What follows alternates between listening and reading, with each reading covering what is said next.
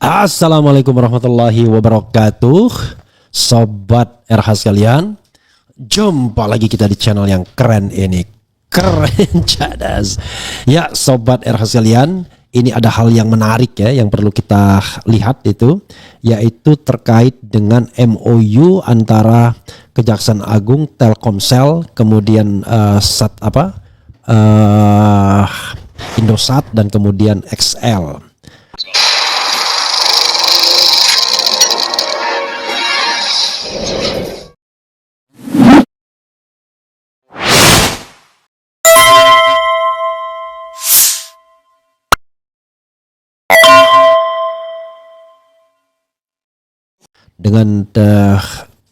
Dengan MOU tersebut, maka Kejaksaan Agung bisa menyadap telepon siapapun pengguna Telkomsel, pengguna XL dan pengguna Indosat. Hati-hati.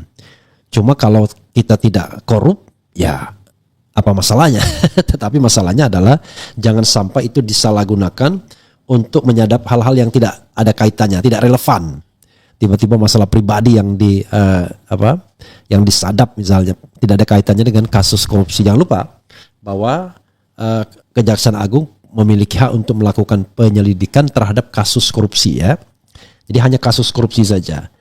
Kalau yang tidak korupsi ya jangan. Itu satu. Yang kedua, ya sebaiknya mereka juga menyadap pejabat-pejabat atau jaksa-jaksa lainnya di seluruh Indonesia.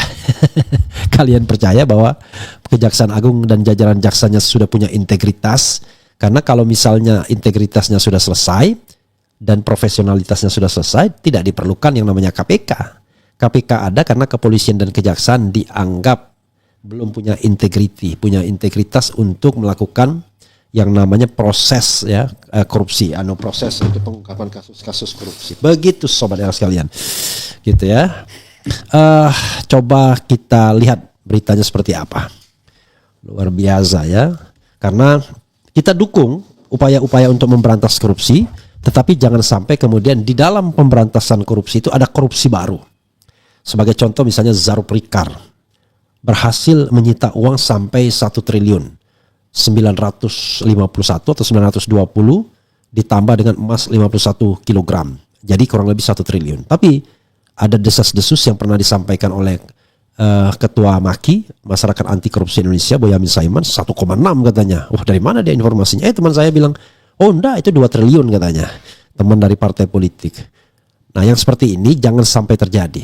Jangan sampai kemudian pengungkapan kasus korupsi justru ya, dilakukan untuk terjadi korupsi baru dari pengungkapan kasus korupsi itu. Jadi saudara sekalian, ketika Kejaksaan Agung dan kemudian kepolisian risau dengan citra, lalu kemudian melakukan cara-cara seperti misalnya mengekspos soal Marcella Santoso misalnya, lalu kemudian mengatakan bahwa ada buzzer yang membela koruptor dan lain sebagainya, justru kita jadi bertanya, kenapa serisau itu?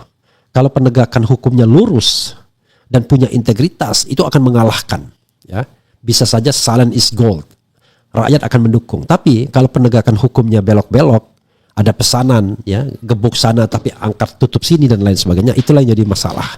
Jadi sekali lagi sobat era sekalian, kita mendukung upaya pemberantasan korupsi yang dilakukan oleh baik kepolisian maupun kejaksaan, termasuk atasannya pemerintahan Presiden Prabowo. Tetapi jangan sampai kemudian pemberantasan korupsi yang dilakukan justru membuat celah terjadinya korupsi yang baru. Paham maksud saya ya? Seperti soal penyitaan uang tadi, ternyata angkanya tidak sebagaimana diberitakan. Itu terjadi. Misalnya penyitaan narkoba. Ternyata kasus Teddy Minahasa membuktikan bahwa ada narkoba yang memang disimpan. Narkoba yang kemudian dientit, tidak diumumkan dan tidak dimusnahkan semua. Jadi fenomena seperti itu sobat era sekalian tidak boleh dideny. Ya, begitu saja. Kalau di Kejaksaan Agung ingat ya, pegawai yang cantik perempuan yang kemudian diduga terlibat dalam mafia di Kejaksaan Agung, yang akhirnya ditangkap, divonis, tetapi sekarang sudah bebas walaupun diberhentikan, tetapi tentu kurang menimbulkan deterrent effect kalau hukumannya cuma sebentar saja kemudian sudah bebas. Zarup Rikar di Mahkamah Agung dan lain-lain. Jadi harus kita lihat ya. Karena itu track record itu tidak bisa dibohongi sobat daerah sekalian. Kita setuju ya, ada pengungkapan kasus korupsi, tetapi kita tidak ingin bahwa yang menyapu itu adalah sapu yang masih kotor. Kita ingin sapunya itu sudah bersih 100%. Kok nggak percaya sama sekali? Bukan tidak percaya, tapi warning, mengingatkan. Oke, kita bacakan ya. Kejagung teken MOU kini bisa sadap nomor Telkomsel, Indosat hingga XL. Ini penting nih. Jaksa Agung Muda Intelijen Jam Intel Reda Mantovani melaksanakan penandatanganan nota kesepakatan Memorandum of Understanding MOU dengan penyedia layanan telekomunikasi PT Telekomunikasi Indonesia Tbk, PT Telekomunikasi Selular, PT Indosat Tbk, dan PT XL Smart Telekom Sejahtera Tbk. Penandatanganan MOU ini berlangsung di Aula Lantai 11 Gedung Utama Kejaksaan Agung Jakarta Selasa. Ingat kebakaran di Kejaksaan Agung kan? Itu juga menjadi pertanyaan ya. MOU ini berfokus pada pertukaran dan pemanfaatan data dan atau informasi dalam rangka penegakan hukum. Kolaborasi ini merupakan langkah krusial bagi Kejaksaan RI khususnya untuk bidang intelijen, mengingat pembaruan tugas dan fungsi sebagaimana diatur dalam Undang-Undang Kejaksaan. Peraturan baru ini khususnya pasal 30B memberikan otorisasi kepada bidang intelijen untuk menyelenggarakan fungsi penyelidikan, pengamanan dan penggalangan untuk kepentingan penegakan hukum, kata Reda. Oleh karena itu, menurut Reda, kolaborasi dengan mitra kerjasama dalam hal ini penyedia jasa telekomunikasi menjadi hal yang krusial dan urgent agar kualitas dan validitas data dan atau informasi tidak terbantahkan serta memiliki kualifikasi nilai A1. Data dan atau informasi dengan kualifikasi A1 tersebut tentunya memiliki berbagai manfaat, diantaranya dalam tataran praktis seperti pencarian buronan atau daftar pencarian orang, pengumpulan data dalam rangka mendukung penegakan hukum, atau dalam tataran global yang akan digunakan sebagai penyusunan analisis holistik terhadap suatu topik tertentu dan khusus imbuhnya. Reda meyakini bahwa kerjasama ini akan memberikan kontribusi signifikan terhadap kemajuan penegakan hukum dan tegaknya supremasi hukum di Indonesia. Reda pun menyampaikan terima kasih kepada PT Telekomunikasi Indonesia Tbk, PT Telekomunikasi Selular, PT Indosat Tbk, dan PT XL Axiata Tbk atas partisipasinya, berharap inisiatif ini akan memberikan manfaat yang berkelanjutan bagi bangsa dan negara.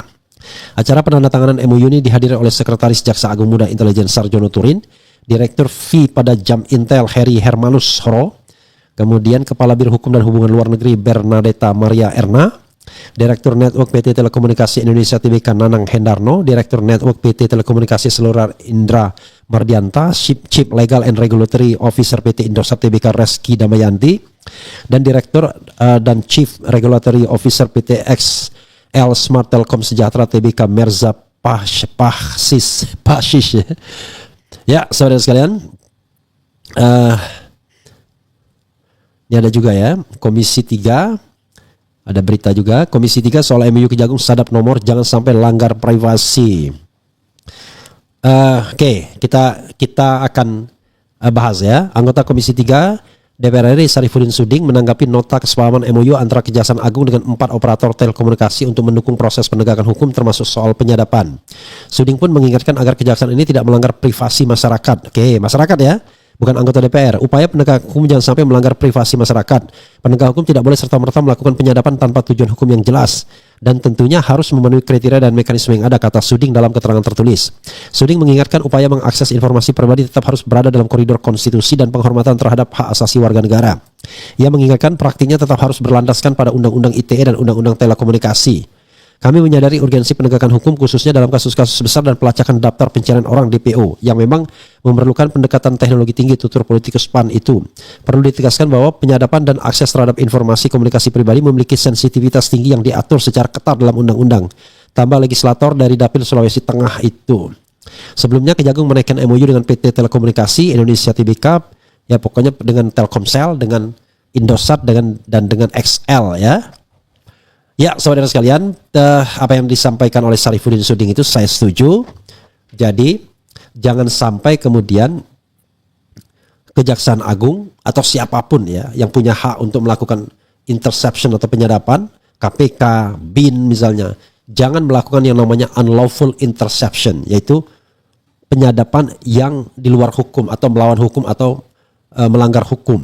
Ini sering dilakukan oleh lembaga-lembaga yang punya motif-motif dan tujuan politik. Itu jangan sampai terjadi begitu. Yang kedua, jangan melanggar hak privasi masyarakat sipil. Nah, tetapi beda halnya dengan pejabat. Pejabat itu ada tanggung jawabnya, anggota DPR atau apa. Jadi mereka harus berhati-hati agar mereka tidak terjebak di dalam kasus-kasus yang bisa menjerat mereka, terutama korupsi. dan hal-hal lain sebagai pejabat publik di mana mereka harus menjaga etika publik. Paham ya? Jadi itu bedanya pejabat publik sama orang biasa. Orang biasa itu melakukan apapun sepanjang itu tidak melanggar hukum, itu nggak ada masalah. Karena mereka orang biasa, bukan pejabat. Tapi kalau pejabat tidak hanya melanggar hukum, melanggar etika pun nggak boleh. Jadi yang namanya ada etika jabatan. Saya kasih contoh kecil misalnya. Masyarakat kalau nggak ada jabatan dikasih siapapun uang nggak ada masalah, ambil aja. Ya, karena ya tidak ada kaitannya, dia tidak punya jabatan, tidak punya apa-apa dan lain sebagainya. Tapi kalau dia pejabat publik, kalau dikasih uang maka harus dilihat apakah itu gratifikasi atau tidak. Harus dilaporkan kalau di atas 1 juta rupiah. Beda ya. Itu paling gampang bedanya begitu. Why? Kok bisa berbeda? Ya berbeda lah. Karena pejabat publik itu diberikan fasilitas publik. Gaji, fasilitas dan lain sebagainya yang kadang-kadang tidak kecil. Anggota DPR tuh mana ada yang sengsara hidupnya, makmur semua. Uang reses saja kalau dulu 250 juta. Saya tidak tahu sekarang. 5 kali reses saja sudah 1,25 miliar hanya dari satu sumber reses. Oh, uang itu kan digunakan untuk reses. Iya, tetapi kan tidak 100% kan. Ada juga yang masuk kantong. Tidak habis lah, kira-kira begitu. Jadi saudara sekalian, itu yang harus kita pahami ya. Jadi kalau Anda jadi pejabat publik, ya jangan samakan status Anda dengan masyarakat biasa. Ini kadang-kadang fasilitasnya mau, tetapi kewajiban menjaga tidak melanggar hukum dan tidak melanggar etikanya tidak mau. Jadi sebenarnya 3 yang diikat pejabat publik itu: moral, etika dan hukum. Ya, moral itu lebih tinggi posisinya. Etika itu di bawah moral. Kemudian hukum paling bawah sesungguhnya. Jadi moral, etika dan hukum. Jadi kalau cuma sekedar bicara tidak melanggar hukum, wah itu pejabat publik yang masih sontoloyo. Karena tidak semua hal diatur hukum. Sebagai contoh misalnya pejabat publik kencing sembarangan. Itu tidak ada hukum yang melarangnya misalnya. Sepanjang tidak ada larangan di situ. Toh larangan pun larangan hukum kan sifatnya. Tapi moral dan etika menyebabkan Anda tidak boleh. Termasuk ya tadi menerima uang dari siapapun. Karena uang itu misalnya wah kan di bawah 1 juta tidak boleh, tidak perlu dilaporkan. Ya kalau 1 juta tapi frequently setiap saat dikasih 900 ribu kan lama-lama kan banyak juga gitu. Oke sobat era sekalian, itu ya perkembangan terbaru agar kita jangan ijazah melulu, nanti protes lagi ya.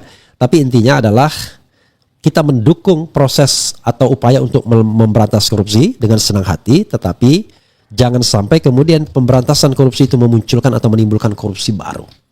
Begitu dilihat ada uang cash banyak, tidak semuanya kemudian diserahkan, dikembalikan kepada negara, tetapi ternyata ada yang dientit begitu. Nah itu yang kita harus pahami dan tidak boleh dilakukan.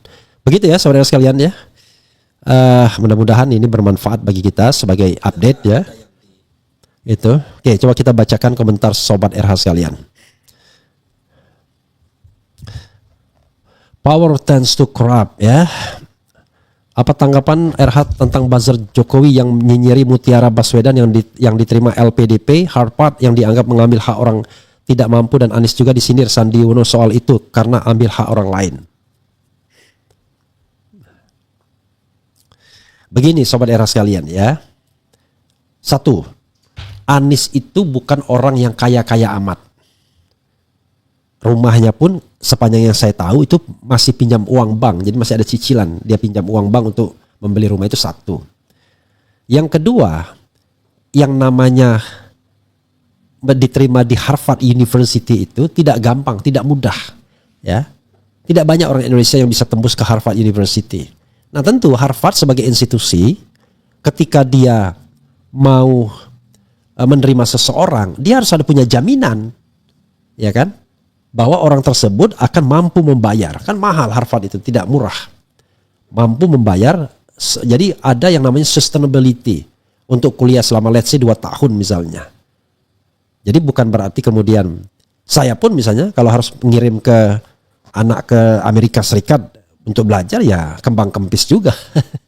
Jadi bedalah Sandi Uno sama Anies beda. Sandi kan pengusaha, Anies kan bukan pengusaha. Kalaupun dia ada sisa-sisa uang ya barangkali sisa-sisa sumbangan-sumbangan orang yang simpati sama dia. Tetapi dia sendiri bukan seorang pengusaha yang punya sumber penghasilan atau bahkan aset sampai triliunan seperti Sandi Uno ya. By the way, besok Sandi Uno ulang tahun ya. Kemudian komen judi online mohon diblok. Apa? Nih ya, saya blok ini kayaknya situs terpercaya ini judi online ya. Ya. Kita nggak ngerti nih.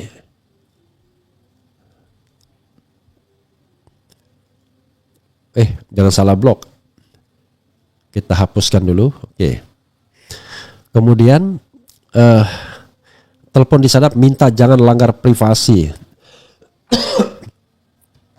Telkomsel ini provider paling bobrok. Nomor kita sering sekali dihubungi nomor penipu tidak dikenal. Masa aktif terbatas yang memaksa orang isi pulsa. Juga pulsa yang tiba terpotong kita paketan habis. Ya saya sebenarnya pernah juga dirugikan ya. Ditelepon orang dan saya tertipu juga ternyata. Tadi macam-macam lah alasannya. Kita kan kadang-kadang kalau lagi sibuk nggak mau repot kan. WhatsApp pun bisa disadap Bang Refli Harun. Yang disadap yang open BO ya. Beasiswa itu bukan untuk orang yang nggak mampu, tapi buat orang yang berprestasi hebat. Bang RH coba cek konferensi pers Peggy kasus Pina sama Jokowi. Apalagi nih? Ya itu saja sementara ya, karena sudah asar dan mudah-mudahan ini bermanfaat ya. Kita pelan-pelan lah untuk mengedukasi masyarakat, karena kalau tidak ijazah gak rame ya. Itu saja. Wassalamualaikum warahmatullahi wabarakatuh. Keren, cadas, cia.